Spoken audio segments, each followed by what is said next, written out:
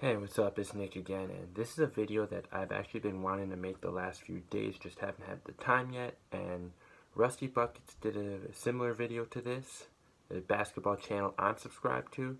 If you want to check that out, I'll leave a link in the description. Before we begin, rest in peace Chadwick Boseman, Black Panther, Jackie Robinson. This is very heartbreaking. And also, former NBA player Cliff Robinson. Let's have a moment of silence for them. While initially this isn't a video that I really had planned, I think it's important. Let me just get this part out of the way. If you're mad at NBA players for boycotting games, I mean, I know that's old news now, but if you were ever mad at them at the time, you need to grow up and get your priorities straight. I'm a huge sports fan myself. I think everyone who's spent any time with me at all or who has watched my videos or sees this right there would know that. But no, sports are not more important than human rights. Please get your priorities straight. No, black people do not exist for the sake of our entertainment. Get that the out of your head right now. Yes, there are people just like us no matter what their occupation is.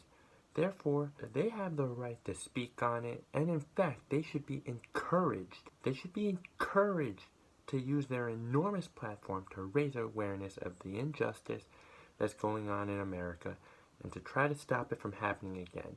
No, they should not just shut up and dribble. Yeah, I'm talking to you, Laura Ingraham. Almost every day, I'll see someone comment that they're not watching games anymore because they're too political. Newsflash, politics affect everything.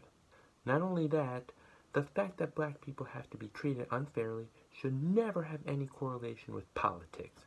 Just because it doesn't affect you doesn't mean you shouldn't care.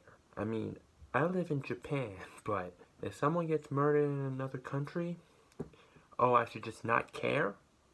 Right? And the same people who say politics can't be involved in sports, I bet you loved what Brian Urlacher had to say the other day.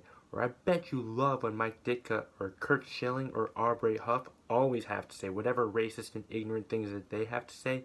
You only say that politics shouldn't be involved in sports when it doesn't fit your racist and ignorant agenda. So now let's talk about another unarmed black man who got shot by the police when he was just walking to his car and posed no threat, and no resisting arrest is not a reason to shoot somebody or kill someone. It absolutely never should be, period.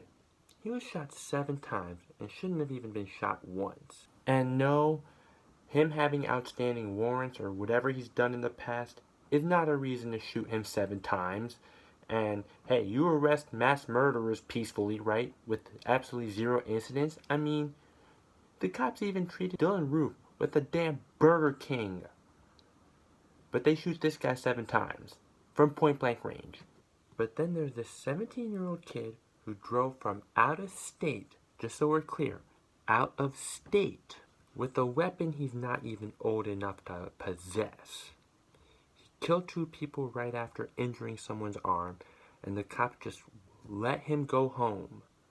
Like, how does this not outrage you? Don't give me that bull that was self-defense. No, it was not. He brought this on himself by bringing an AR-15 into a place that he shouldn't have even been in the first place. And the kid with the skateboard that you saw, if you actually watched the video, he came in after the kid opened fire. So no, when he shot that dude with the skateboard, you can't say that was self-defense because he came in with the skateboard after the guy was opening fire on other people. If anything, that was really courageous of the guy with the skateboard to sacrifice himself for other people. If this kid was black, I guarantee you that he would have been dead on the scene. But a black man walking to his car where his kids are after breaking up a fight gets shot 7 times? It shouldn't have even taken 1 shot to subdue him, let alone 7. Especially when the cop was close enough to him to be able to grab his shirt. And I'm also just flabbergasted to know that newspaper articles were talking about how he was an aspiring cop, or also the fact that he was in town cleaning graffiti just hours before the shooting.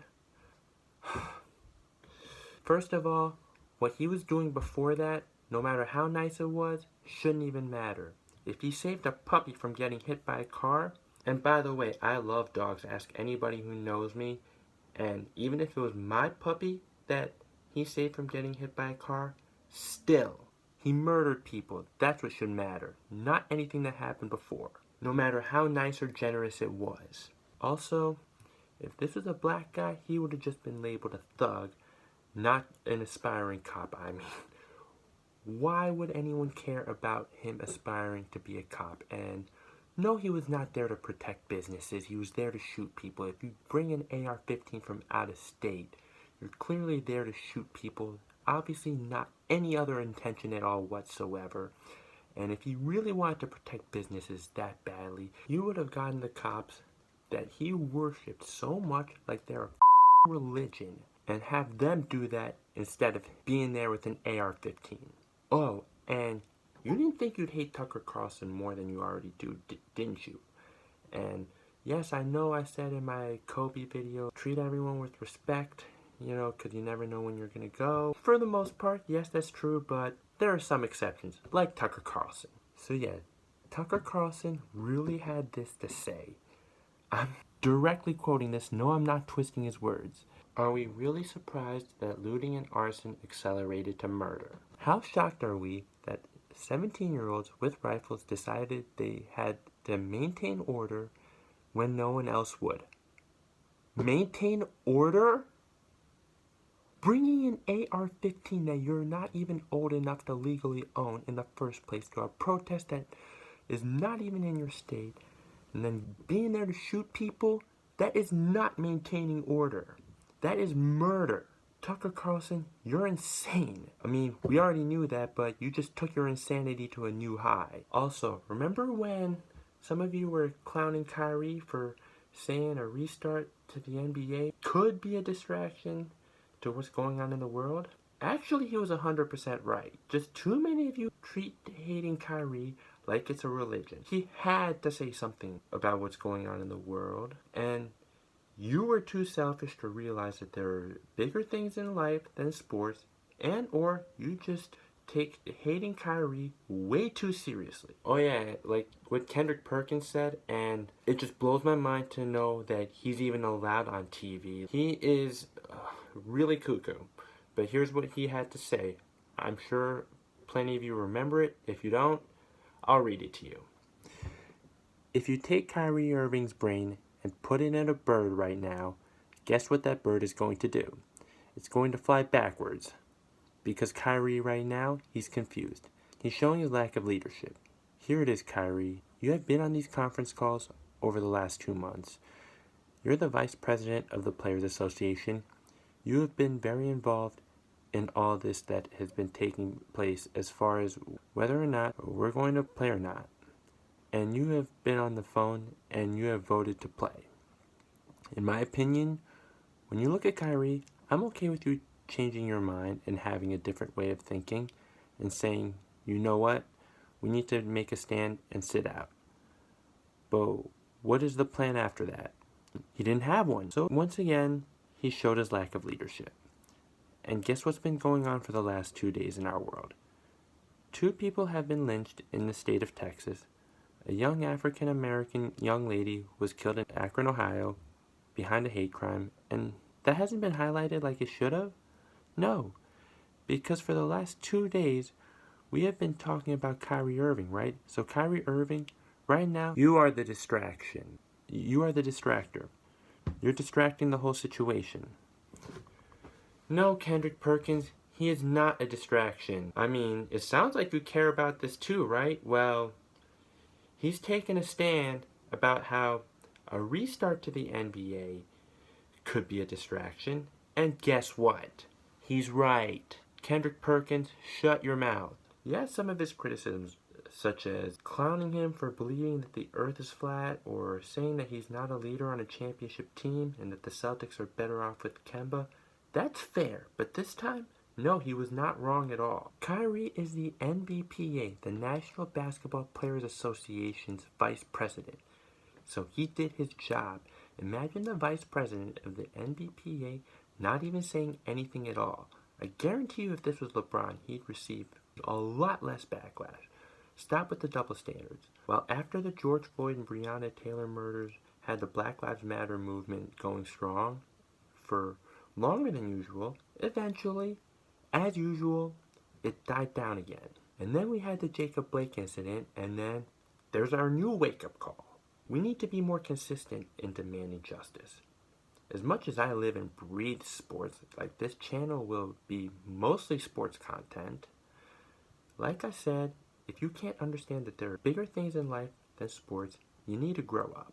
I really think Kyrie Irving is owed an apology by a lot of people. Like you, Kendrick Perkins. That's the end of this video. Instead of asking for likes and subscriptions, well, yes, I'd appreciate that.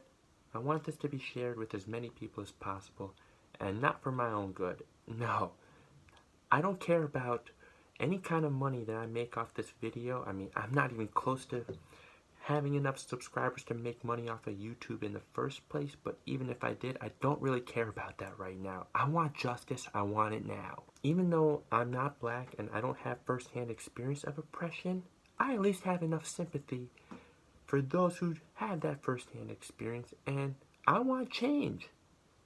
It's sickening to see what's going on in the world. I really, really wish that this could just not be a normal thing anymore, because it's been normal for way too long. Alright, I'll see you next time.